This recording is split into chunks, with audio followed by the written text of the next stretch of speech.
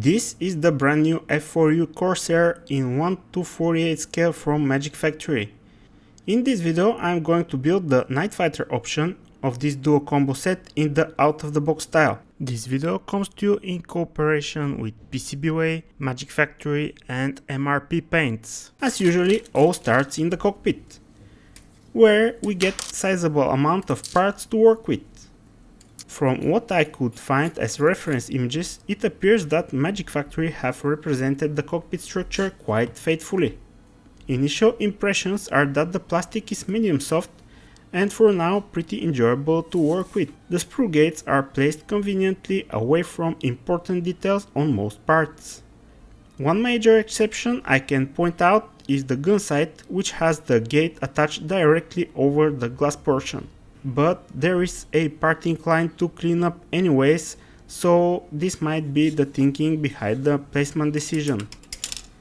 When assembling any of the variants offered in this kit, it is important to make some identification in the instruction booklet because it is easy to confuse things. Contrary to my expectations, a lot of the cockpit details are different. The other option is the F4U-1D, by the way. After my initial assessment and general parts cleanup, I glued together a few parts that allowed to be painted together without too much difficulty. For the majority of the assemblies, the fit is excellent. For instance, the way that the seat frame mounts to the bulkhead is absolutely flawless. Unfortunately, there are a few instances where the fit lacked any kind of authority and I was left scratching my head about angles and whatnot. The pilot seat is offered as a single plastic part with additional photo etch plate and also photo etch seat belts. On the plastic where the photo etch plate is supposed to fit, there are two grooves which accept the aforementioned plate and lock it in place very conveniently. After super gluing this in place, I removed the excess glue with the bonder. This chemical is very useful but can damage the plastic, so should be used with care. The photo etch belts are quite thick in my opinion. This is true for the rest of the photo etch details, but that is irrelevant as there will be no need for bending with them. To make the seat belts a bit more pliable, I subjected them to some heat, actually to a lot of heat, and left them to cool down naturally. Before I could start bending them, I sanded the contact surfaces with 220 grit sandpaper because I always have issues with super glue to photo etch adhesion. After all this prep work, I had relatively easy installation and was even able to put one of the belts in slightly different fashion than what the kit designers intended. The kit also comes with two sheets of pre-cut masks. For the bulletproof glass that sits in front of the pilot, we get masks for both sides. Well, it is time to paint the interior of the birdcage Corsair. After an overall black primer layer, it was time for the interior color. This time I chose to use my freshly bought interior green from MRP. Those paints spray very well, and the added convenience of pre-tint paint made my choice easy. Moreover, the color looks very good, so I can recommend this specific paint. Unfortunately, this color was the wrong choice for our subject, and I will rectify this mistake later on. I left this episode in the video because I want to be transparent and to show you everything, even my mistakes. A few ejector pin marks popped up in between the ribbing detail on the fuselage halves, but since those will be buried deep inside the cockpit, I decided to leave them alone. Is this going to bite me back? We shall see soon. After I detached the clear parts from the sprue, I went ahead and masked them using the provided masking sheet. I have to say that this is probably the most accurate and precise set of masks that I have ever used. My only complaint here is that the kit does not provide masks for the internal side of the transparencies. Links for the tools and materials I use you can find under this video. Next up, I moved on the wings. I detached almost all parts from the sprues and gave them a good cleanup. The assembly was quite straightforward and easy. The main spar offers excellent attachment points to fix the center in place, and it is a matter of carefully going around and gluing the rest in position. Locating it is conveniently everywhere, so not much to think about. Same goes for the gear bay walls. They slot into slits in the main spar, and again with some careful adjustments, all gets glued together nicely. The inner gun bay walls sit only on the wing, and the angle is not set. For this reason I installed the top wing parts and made sure that the walls sit correctly. The ammo belt housing is also a bit less secured in the position. Those parts rely on two small pins that should end up in two small holes in the wing. Once again, to make sure everything is put together as it should be, I temporarily installed the top wing parts. So far so good. Removing some more parts, I started noticing more ejector pin marks. Some will be hidden, but some will need to be addressed. Those mostly occur on two-faced parts, and I guess it is not possible not to have them.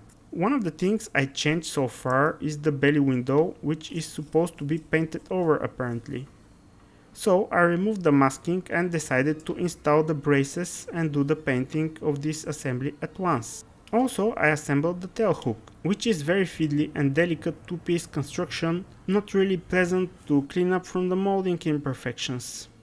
Finally gathered all the necessary pieces to continue painting and eventually assemble the airframe. One point I have to note is that one either has to paint the transparencies right after the application of the masks, or otherwise great care must be taken because the masks on the curvy parts will lift, and you can guess what kind of trouble that would be if left unattended.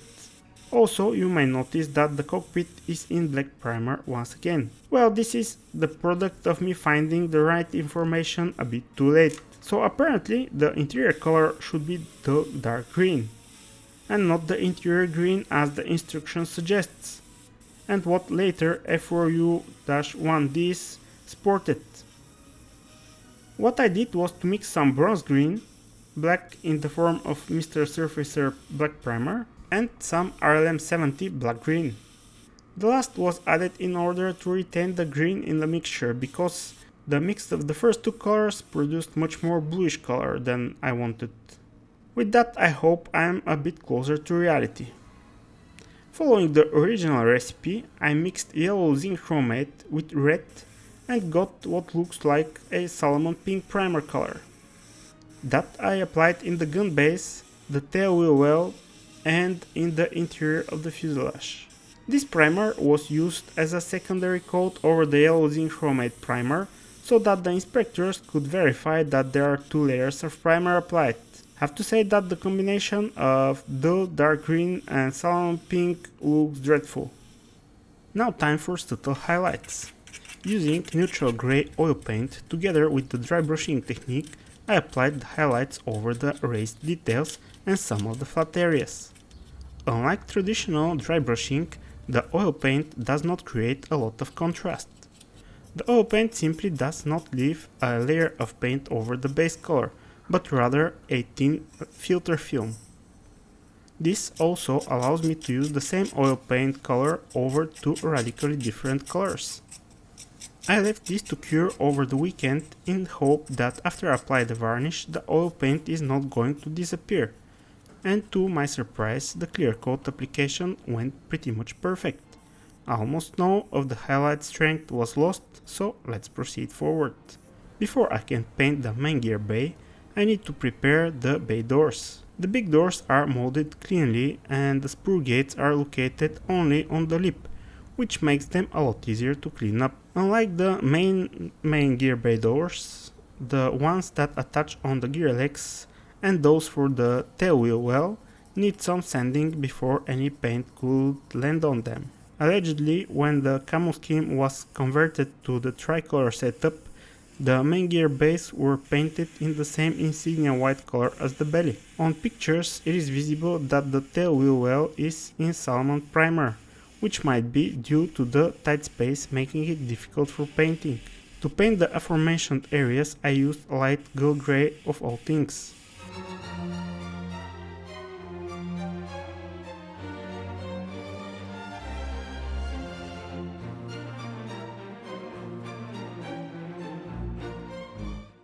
Before we go any further, let me tell you about the sponsor of today's video. PCBWay offers professional on-demand 3D printing service. They can print your projects in plastic, resin or even metal. They also offer sheet metal and carbon fiber fabrication, CNC machining in a huge array of materials, injection molding and many electronic component solutions. Check them out. Link I will leave in the description. And why I did not use straight insignia white, we will see a little bit later. By the way, the instructions call for interior green, which is not the correct color, as far as I know, on any flavor of Corsair. Using Snow White oil paint, I dry brushed the white surfaces. Unlike the traditional dry brushing applications, I was not only aiming at highlighting the raised details, but also to apply white filter over the flat surfaces. This resulted in a dirty white overall appearance with whiter highlights on the edges and the details. In this case, the washes come with the task to create forced shadows rather than dirt. But that too. For the salmon pink primer, I did my own mix of Starship Field and black oil paints. Very easy to apply on the gloss surface. Capillary action and the sleek nature of the oils makes the wash follow the crevices on its own. The color of the wash I also like a lot. Very subtle, but it still has impact on the overall picture. The green on the cockpit is much too dark for the aforementioned mixture. You may have heard me say this before, but let me make this clear. I avoid using straight black wash as much as possible. Here, however, it seems to be the only solution from what I have on the paint rack. The removal of the excess wash when the wash is made out of oil paints and is on top of a glossy surface is pretty easy. A dry Q-tip is all it needs to come off. The Tamiya wash needs some mineral spirits and some agitation either with a brush or a Q-tip.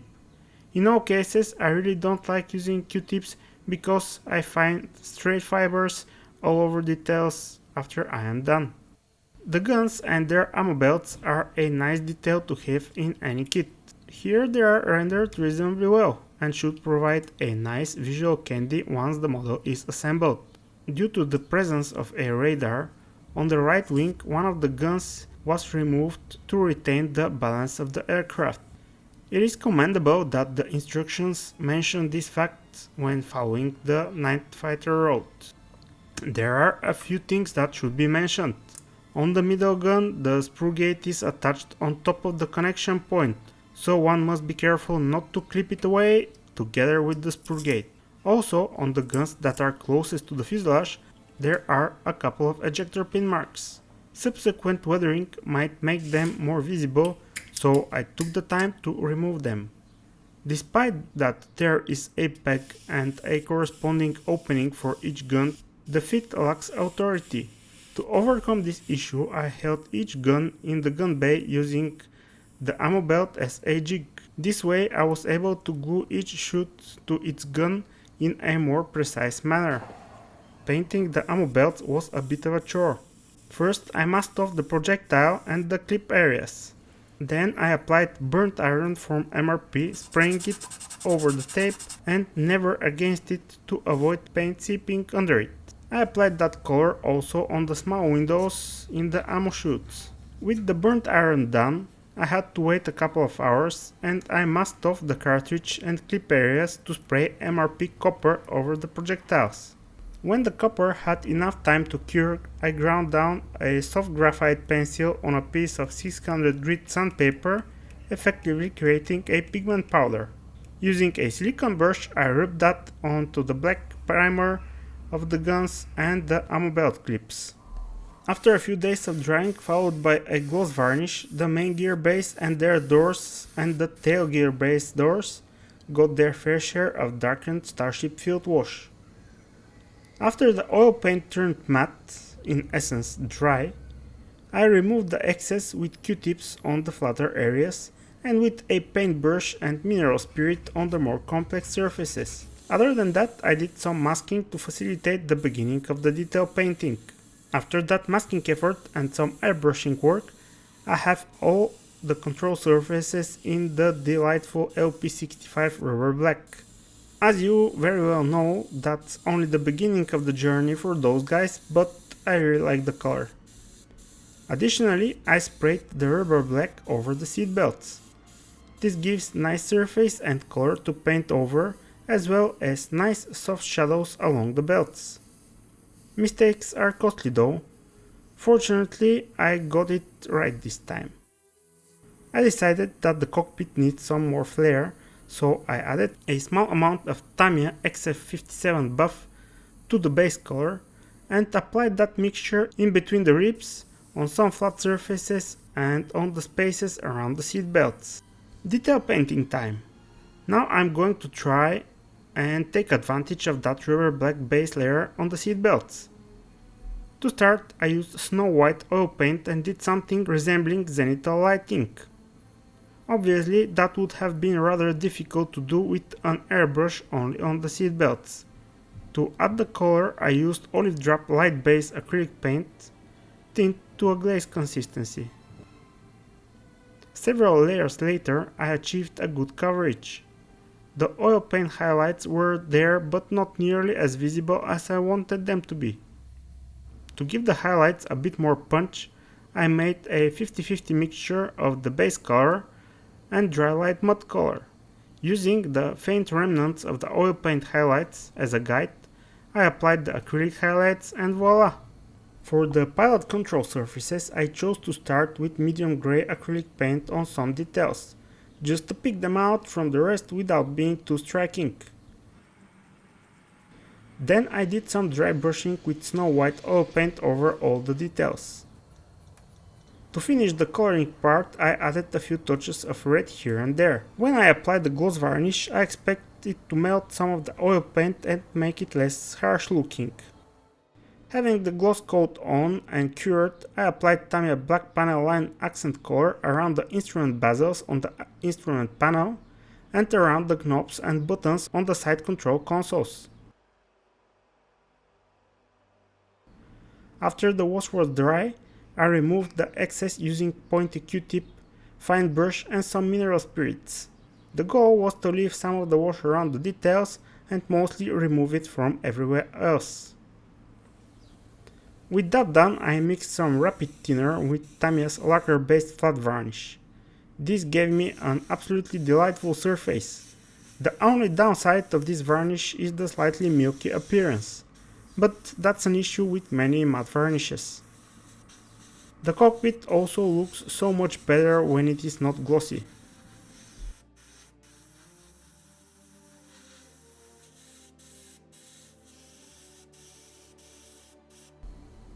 With the flat varnish properly cured, I started adding some wear and tear. That was done using watercolor pencils only. First, using sand color, I did some superficial paint damage on the side walls and several other places. This might not be very realistic, but gives some visual texture and I think it can pass. Next up came the silver pencil, which I tried to apply on areas that make sense. The silver has a lot more kick than the sand color, therefore more thought went into the application. Very simple method, but gives so much.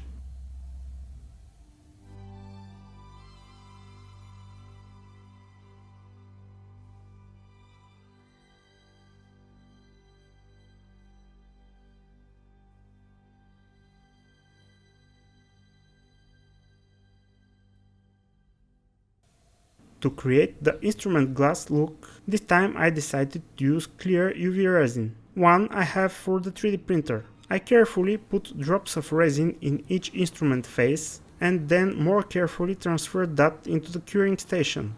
The resin remains in liquid form until properly blasted with UV rays, so it is going to spill over if the handler gets too excited.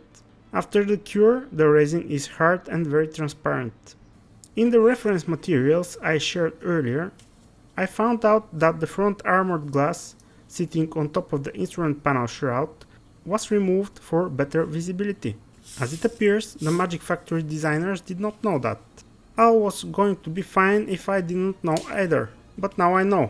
and ruined that all for you too. Anyhow, some 2-part epoxy putty and some sanding later, the part is ready for painting and weathering. Gluing the seat to the frame on the rear bulkhead is fairly easy, which goes for the headrest and the oxygen tank.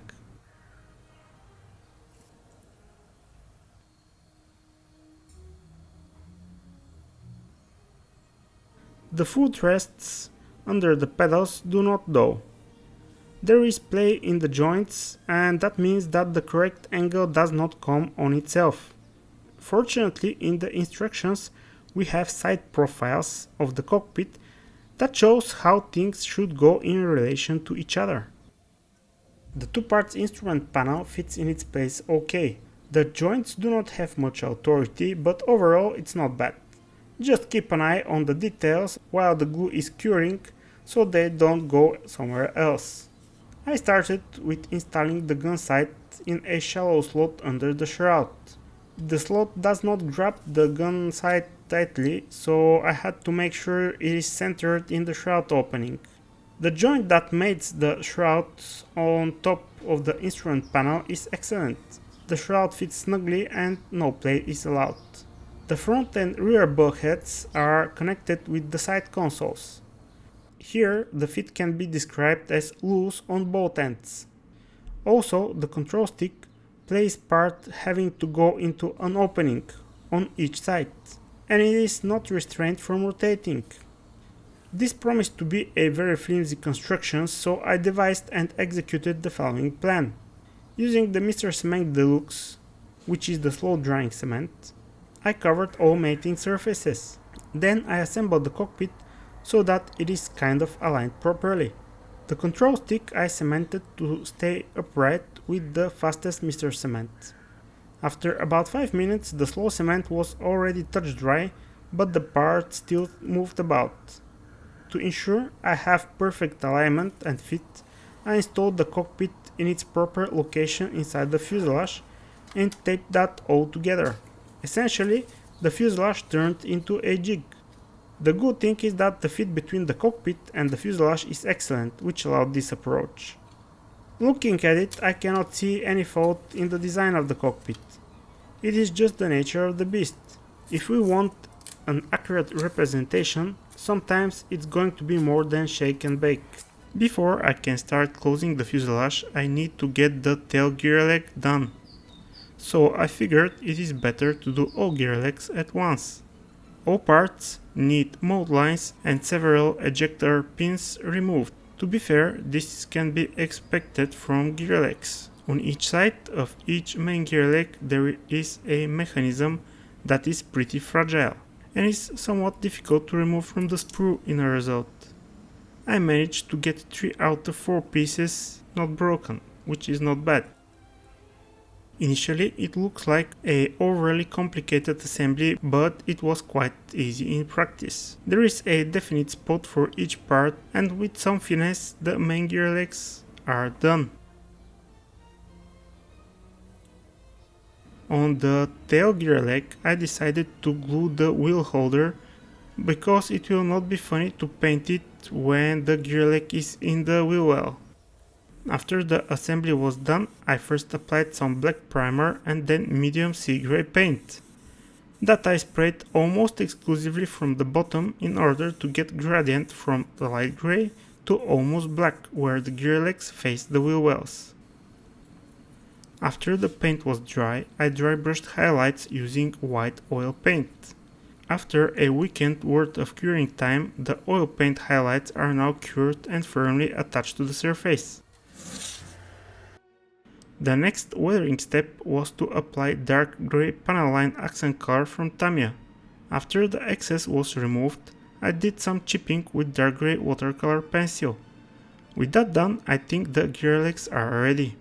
Links for the tools and materials I use you can find under this video. Installing the cockpit in place was very easy because there is a clear indentation in each fuselage half where the cockpit slots in, and all I had to do is to apply some glue. In front of the cockpit we have 2 bulkheads that need to be installed.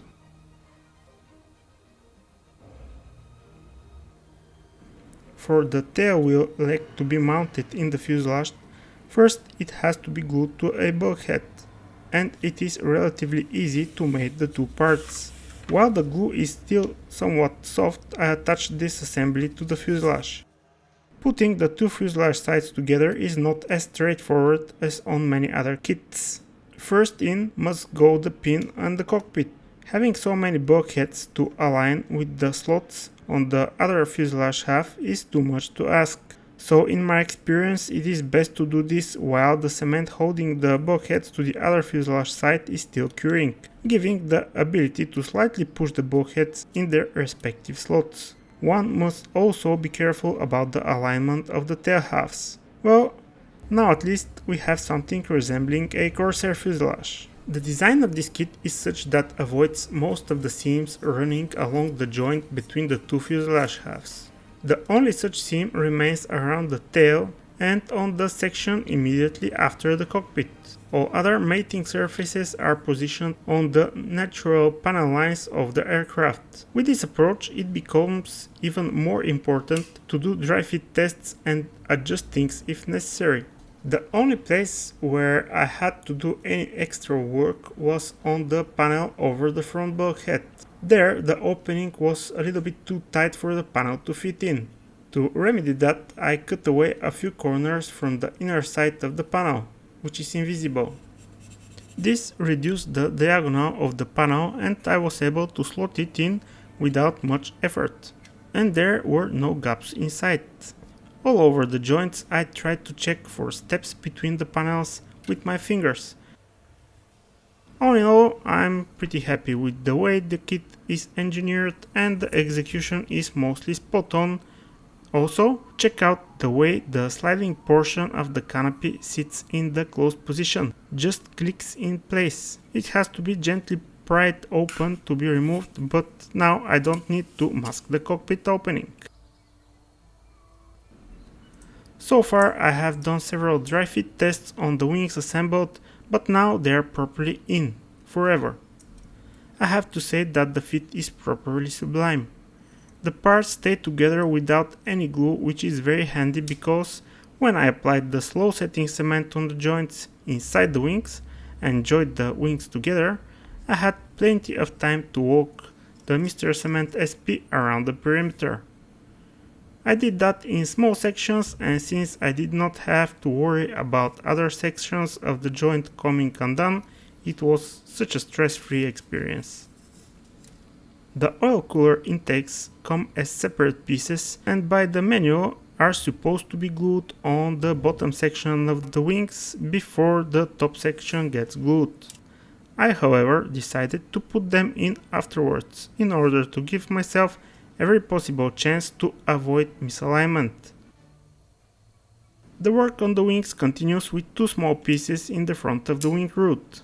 I have no idea what is the purpose of having those as separate details, but at least the fit is decent and gluing them down was not much of a challenge.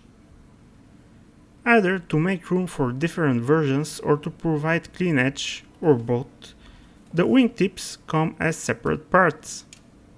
Here the opening in the wings is slightly larger than the tabs on the wingtips, so I had to make sure all aligns properly while the cement was setting. With that done, I commenced on removing the parts for the ailerons and the flaps from the sprues. There are many parts involved, so it's a mini build in itself. After the assembly of all the control surfaces of the wings, it is time for my favorite chore, filling and sanding the seams. After some sanding, I had to fill some pinholes and continue sanding. After I was done dealing with the control surfaces, the leading edge seams, and some other small items like the seam behind the cockpit and the mysteriously missing panel line on the right side of the tail fairing, I commenced the main assembly at last. The fuselage and the wings join rather nicely, and I basically didn't need to adjust anything for them to fit properly. Only one area was a bit problematic, where the upper wing meets the fuselage. A small gap formed there, and I suspect that I shouldn't have had the upper wing root glued to the main spar. I also glued the rudder, which is only held in its pivot. Very much understandably, this creates wobbly situation. I don't know what is the intended gluing situation, but I applied some cement on the vertical between the tail and the rudder to make the assembly somewhat sturdier. Oh, and I added a bit of an angle for good looks. Alright, the flaps. Magic Factory provides two options, neutral and deployed. I chose the deployed variant because, well, it just looks cool in my opinion. The sections furthest from the wing roots are pretty straightforward to put in place. To get the correct angle, we get one part of the hinge molded on the wing and the other part on the flap. When those touch, it's all nicely in position.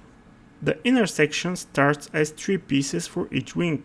The control surfaces are mounted together via a small ribbed part. Although there are tabs on the small parts going into the recesses in the flaps, the whole construction is very flimsy because the joint lacks any authority. It's just too loose. So while the cement was still drying, I commenced to attach this assembly on the wing. First, a peg on the innermost element should go into a hole in the fuselage. That happens at an angle, because in the same time there are 3 more pins that should align with and enter in their respective holes in the wing. Just like before, we have the hinges, which once aligned and glued together leave the flaps assembly in a proper shape and orientation. What was not so good was the fit between the fuselage and the stabilizers. There was just too much play in every possible direction. In such assembly, at least for me, the fit needs to be rock solid. Push it in, add glue and forget about it. Anyhow, I managed to achieve somewhat reasonable angles on the tail. Next up come the elevators. The tabs that should fit in the stabilizers have small slits on top and bottom. This allows for some bending action, and ultimately installing the elevators off the neutral position. One should be careful not to go too far with the bending, because at some point the tabs will surely snap. The fit here is nice, or even better than nice. Let's add the last bits and pieces to the airframe, starting with the radar. I somehow forgot to drill the holes that should help with the location, so I removed the pegs on the radar side and proceeded to assemble it. There are 3 pieces. The top and the bottom ones conform to the shape of the wing and then transition to a circle, where the front cover of the radar lives. With all that assembled and looking at the instructions, I positioned the radar where it is supposed to be and glued it on.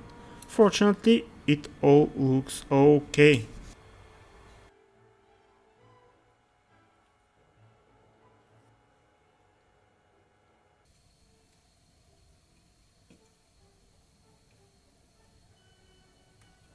Time for the engine. These things can vary a lot in how they look, most notably the case, the distributors and so on. I don't know how accurate this one represents the real engine used in the Dash 2 variant, but it surely looks very good for an injection molded item. The front end is made up of many parts and none of them poses any challenge to assemble. One thing that has to be noted is that the push rods are extremely fragile and removing them from the sprue is troublesome. I broke a few and it is not fun to glue them back on. After the initial assembly, I applied the base color on the wheels and the engine components. For the wheels and the inside of the cowling, I used the same medium sea gray as I did with the gear legs. For the exhaust items, I used MRP burnt iron.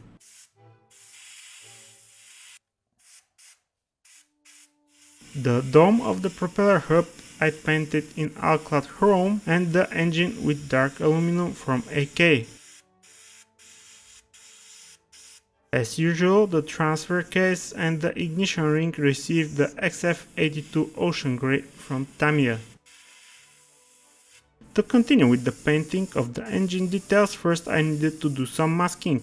With masking fluid I masked off. If I say masking one more time, it's going to be my first. But anyhow, I masked off every other runner because on the real engine they are in pairs. One intake, one exhaust. And the intake runners will be different color. Also, I masked off the front dome on the prop hub. For the front case, I chose to employ very simplistic techniques. First, I brush painted the magneto in black, and after that was done, I airbrushed the raised details with snow white.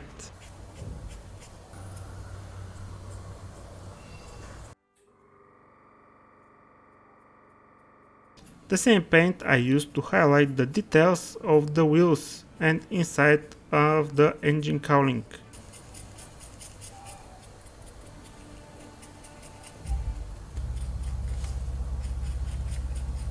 Since the engine is nicely detailed, a simple application of Tamiya's black panel line accent color was enough to kick up the contrast, and there was no excess to remove. Again, excellent results with very little effort. Next, I applied dark grey panel line accent color on the wheels and inside the engine cowl. After some time, I removed the excess with the help of some white spirit.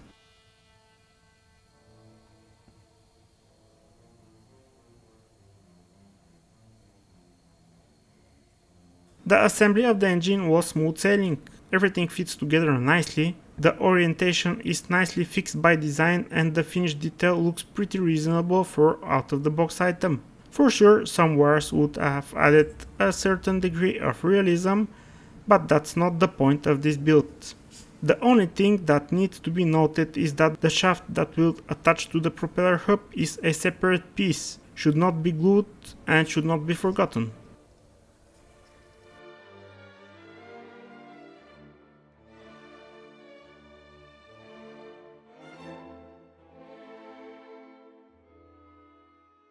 Attaching the engine to the fuselage is just as easy as the assembly. Basically, no way to go wrong. After the assembly was done, I had to spend some quality time masking. For the task, I used all kinds of materials, including a discarded nitrile glove, which in fact turns out to be very good material for the task.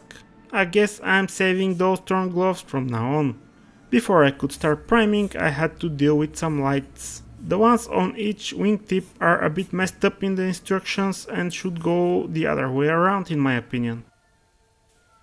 For the underwing light, first I applied alkyd chrome on the reflector and then I glued the lens. A little bit of masking for a good measure and it is ready for paint.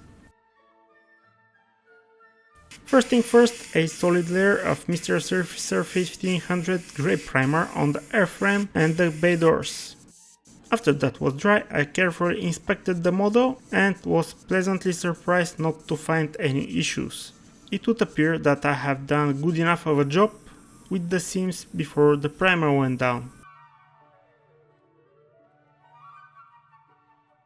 With this build, I am going to rely solely on post-painting effects. This means that the paint application should be straightforward. I started with the insignia white from MRP and applied it to all areas that should receive this color. That's mostly on the bottom of the airplane, reaching to the wing folds and also on the radar dome. As with all MRP colors I have used so far, I can say that this paint is spectacular and the ease of use of pre-diluted paint is also very welcome. My preference has always been to start with the lightest and end with the darkest color of the camouflage. This build is no exception and the next color in line is the intermediate blue from MRP. Here I elected to develop my freehand demarcation line airbrushing skills. I still have a lot to improve but overall not a bad result. For the top color I used MRP's Sea Blue. Again I practiced my freehanding painting skill, but for the curve below the cockpit I cheated a little bit. There I used masking tape to establish the curve and after the removal of the tape I feathered the hard edge freehand. All of that to get the shape right. The 3-color camo scheme actually is a 4-color one, but the two dark blue colors are so similar that I decided to assume that the sun fading will make them even more similar and I can get away with just one color. Again, this information can be found on the tailhooks blog, which will be linked below the video. Here I'm using my new 0.3mm airbrush from Gallery. So far I find it to be a very good tool, and I can recommend it to anyone on the market for a new airbrush. I will leave a link for it in the description under this video.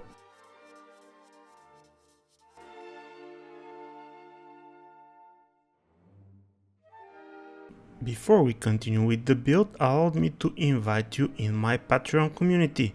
Depending on the tier you sign up for, you will get daily updates on my current builds. Those updates include multiple images of my progress along with detailed written explanation of what I did and why I did it. Oftentimes those kits are brand new kits provided to us by the manufacturer, so you will have chance to be amongst the first ones to explore those kits. You will gain access to a library of my previous builds, which means thousands of photos to go through. Furthermore, you can get early access to my videos, on top of which they will not contain any promotional integrations or YouTube ads. Check the tiers and see what else you can get by becoming a Patreon. Your support is essential for the channel. The wheels are equipped with masks, so painting is easy. Just like with the canopy, the masks fit precisely. The color of choice is a surprise to exactly nobody. Tamiya rubber black. That I also slapped on the propellers, and as it turns out on the hub. You may remember that I carefully painted that in 2 metal shades and even applied a wash. Next I added a little bit of light gold grey in the rubber black. That lighter shade I applied on the contact patch of the tires and also faded it in from the tip and the trailing edge of the propeller blades. Not very obvious of an effect, but still looks nice. Time to start breaking up the monotonous surface. I mixed satin varnish, a drop of the base dark blue color and a drop of buff. After that I started masking around selected panels and gave them a light filter type layer with the mixture. My goal is to make the surface non-uniform, but still cohesive with the overall base coat. This is not going to happen right away, but we are off to a good start. After I got all the targeted panels done, this looks way too stark. I wanted the effect to be visible, but I also wanted to get the finish to a place where it will not be immediately obvious what is going on. So to bring back some color in those heavily desaturated panels, I applied a blend coat of the base blue color.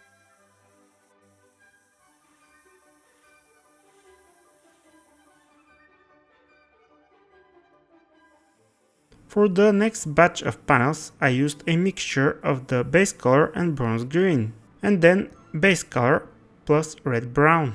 I also tested some other effects, but they will come after the decals, because otherwise I think the decals will look out of place. I like this paneling technique a lot, and despite all of the masking, I think it's quite efficient time-wise.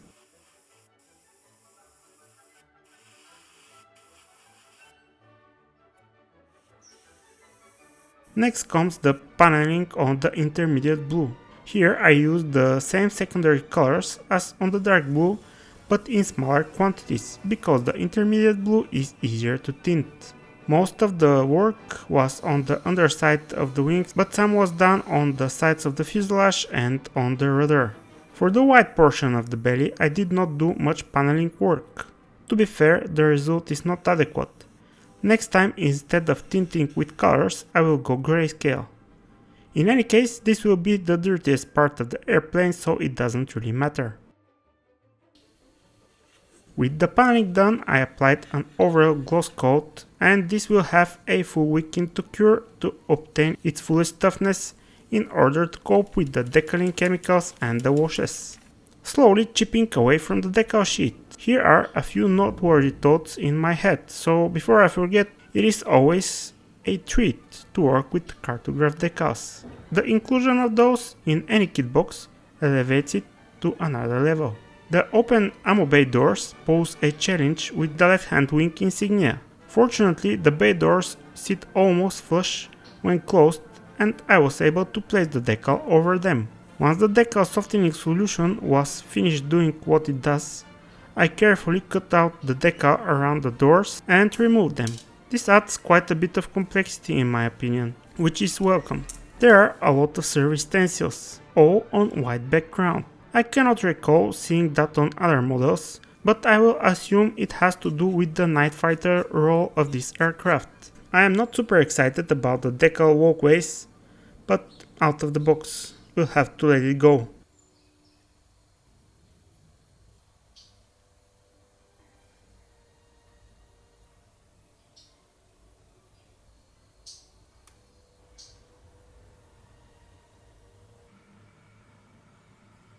Finally, the decals are all set in place. They behaved beautifully and I had very little issues. So, all is good. With that task out of the way, I started applying the panel line washes. For the white, I chose grey panel line accent color from Tamiya. The goal is mostly to outline the details, which it does pretty well in my opinion. For the intermediate blue, I used the dark grey variant of the same Tamiya product and I think it looks suitable.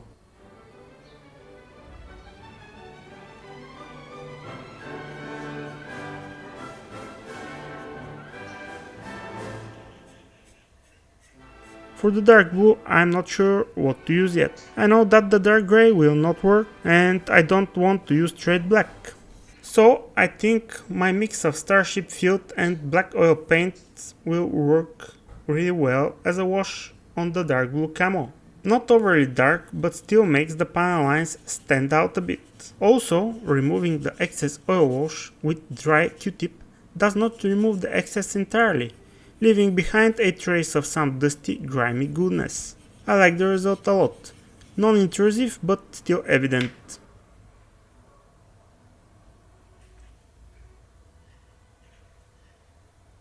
After overnight rest, the oil paints were ready for an overall coat of flat varnish. This will serve as a base for the weathering to follow, and once again the GX113 Mr. Rapid Thinner combo did not disappoint. The Gallery Mobius 0.3 airbrush also performed flawlessly.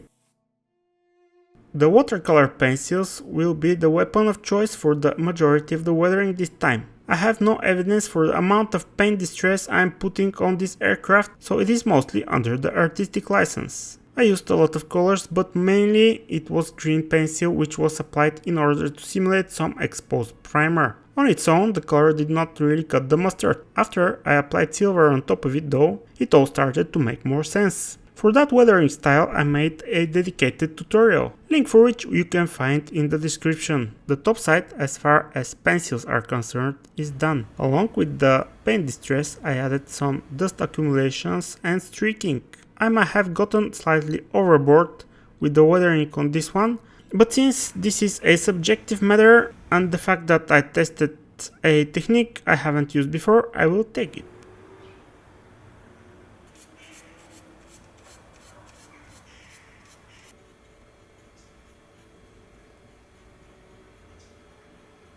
Let's get the Bellish Moods application underway. To be honest, I get a lot of enjoyment out of those watercolor pencils.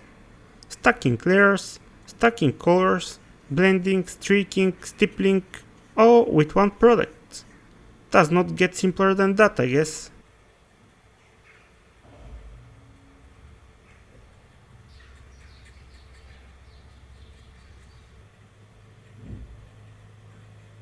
On the central section of the belly I added some more colors to the sepia to get a bit of variation.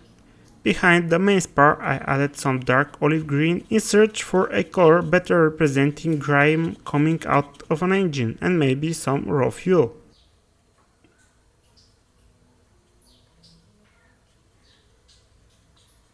Here and there I drew small streaks with the black pencil.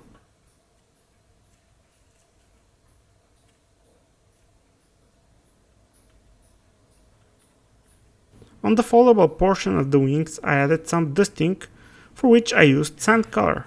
I imagine that when the wings are folded, the moisture drives the dust collected in the crevices downwards. The same color for the same reason I used on the sides of the fuselage, towards the tail. Here, however, I decided that the dirt should accumulate at the lower panel line of each panel. I hope that my explanation makes sense.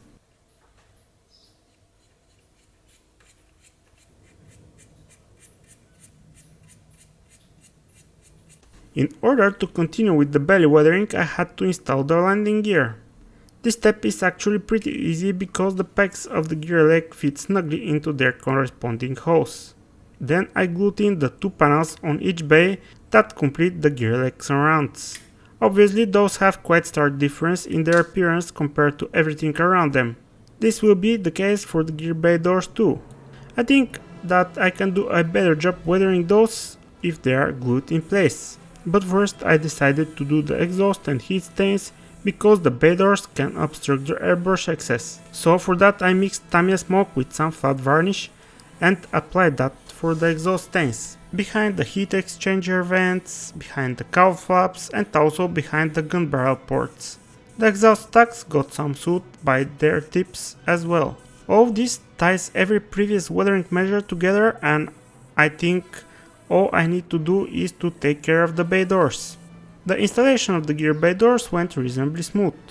I had a little bit of an issue with the pegs that are molded together with the hydraulic cylinders actuating the door movement. The corresponding hole in the wheel well is quite shallow and I had to be extra patient with it. But as far as gear bay doors go, not too bad. The rears were also somewhat troublesome, simply because there is little to no space to work. After the gear bay doors were all set, I blended them with the rest of the weathering.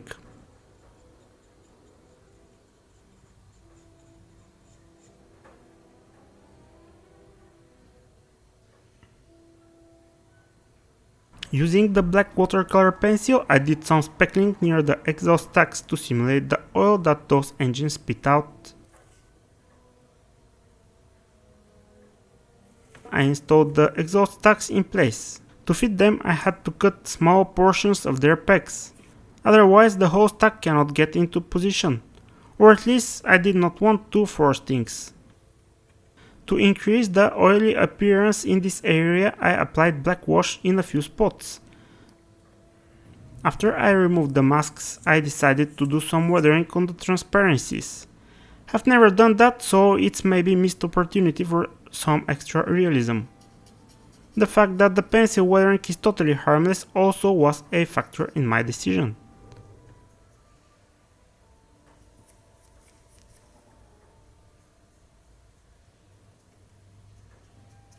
Other than that, I masked and painted the fuel cap in red and then stained the area around the cap using Starship Base Lodge oil paint. Also, using Tamiya's black accent color, I outlined the cap, and while the wash was still wet, I dragged it downwards for extra layer of grime. Painting the recognition lights almost turned into a disaster. I got lucky with the red paint, which almost came out of the surrounding rim. Other than screwing up majorly, I did some weathering on the wheels. On the tire, by the rim lip, I used pigment from the sand color pencil. That I blended outwards in the direction of the thread, creating subtle streaks. That effect, I imagine, can be caused by the centrifugal forces when the wheel rotates, pushing the dirt out. On the rim, I used sepia pencil pigment diluted almost to a wash consistency. I was thinking maybe to do some black brake dust like sedimentation, but then I realized that this airplane stops via its hook, so I doubt too much brakes are used. But I may be wrong. Attaching the wheels to the gear legs is very easy. Not too tight, not too loose, just the perfect amount of friction between the rims and the peg of the gear leg in order to provide rotation. So I first attached the rear wheel and then dropped a small amount of Mr. Cement Deluxe in the holes of the rims. After I installed the wheels on the legs, I quickly turned the model and placed it on the bench, rotating the wheel so that the flat area is on the ground. This worked out very well and the stance is nice. After this small victory, I added the antenna on the spine and the pitot tubes on the belly. A little bit of weathering later, I left the model to rest before the final stretch. Next order of business was to attach the gun bay doors, for which first I glued the mechanisms. The instructions are a bit vague on the actual locations where the mechanism should be glued inside the gun base. To make sure that they are in the right place, I measured with the larger section of the door in place. Once the mechanisms lined up with the opening in the door, I was then sure it will fit. I gave the glue a few minutes to set and then I installed the larger door sections. After that glue was set, I installed the folded door sections and the small doors over the ammo belt ports.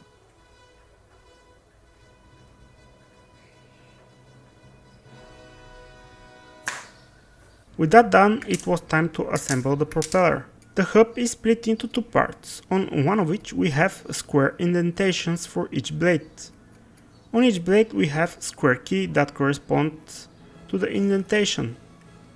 With that, the installation is pretty much hassle-free and in a matter of couple of minutes the propeller is done. The fit with the engine is pretty good. I decided not to use any glue here. The propeller will not fall and in the same time I can have it removed for transportation. The sliding portion of the canopy I also decided not to glue, but for different reason. I simply could not figure out a way to glue it. Apparently it was designed to stay closed rather than open. As it is often the case, the journey is far more significant as an experience than the destination. In this regard, this build was a real treat. Most of the assemblies are well engineered and the worst of them were in fact decent. The addition of well-represented engine, non-neutral control surfaces, open gun and ammo base contributed to an interesting to look at scale model. And I think this is a wrap. Thank you very much for watching this video and until next time, happy modeling fellas!